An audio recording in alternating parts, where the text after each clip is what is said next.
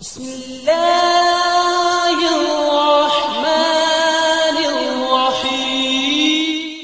اپنے گھر میں شیشے وغیرہ سے زخمی ہو جاتا ہے، کبھی کوئی پھسل جاتا ہے، کبھی بچے زخمی ہو جاتے ہیں، کبھی چور ڈاکو لوٹ کر لے جاتے ہیں، کبھی کسی جانور سے نقصان پہنچ جاتا ہے، اور کبھی کبھی انسان اپنے گھر سے نکلتے وقت بہت زیادہ پریشان اور فکر مند ہوتا ہے کہ راستے میں کوئی حادثہ نہ ہو جائے، کوئی جانور نقصان نہ پہنچا دے۔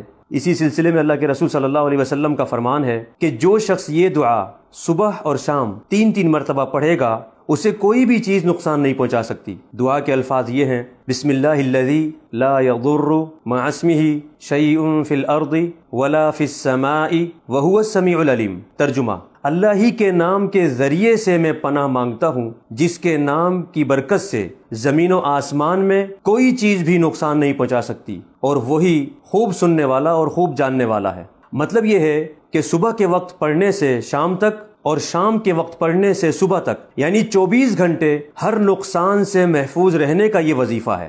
دعا کے الفاظ پر غور کیجئے: بسم اللہ، میں اللہ کے نام کا وسیلہ دے کر ہر تکلیف دہ چیز سے پناہ مانگتا ہوں۔ معلوم ہوا کہ اللہ کا ذکر حفاظت کا بہت بڑا ذریعہ ہے۔ الذی لا یضر مع اسمہ، اللہ کے نام کا وسیلہ دینے کے بعد نقصان نہیں دے سکتی کیا چیز؟ شیء، کوئی بھی چیز، چاہے اس نقصان کا اندیشہ پہلے سے ہی ہو رہا ہو یا پھر اچانک آنے والی آفت و مصیبت ہو، یہاں تک کہ اگر کوئی زہریلا جانور ڈنگ بھی مار دے تو بھی اللہ کے حکم سے اس کے ڈنگ سے ذرہ برابر بھی نقصان یا تکلیف نہیں ہو سکتی۔ فی الارض، وہ نقصان دہ چیز چاہے زمین کے اوپر ہو یا بل میں، خشکی میں ہو یا پانی میں، ولا فی السماء، اور نہ ہی آسمان سے آنے والی کوئی بھی آفت و مصیبت نقصان دے سکتی ہے۔ وہو السمیع، السمیع کے شروع میں ال ہے جس کا مطلب ہے وہی، یعنی اللہ تعالیٰ ہی خوب سننے والا ہے۔ جتنی بھی مخلوقات ہیں، چاہے وہ آسمانوں میں ہو یا ہواؤں میں، زمین کے اوپر ہو یا زمین کے نیچے، خشکی میں ہو یا تری میں، اللہ تعالیٰ ہی تمام مخلوقات کی ہر بات اور ہر حرکت کی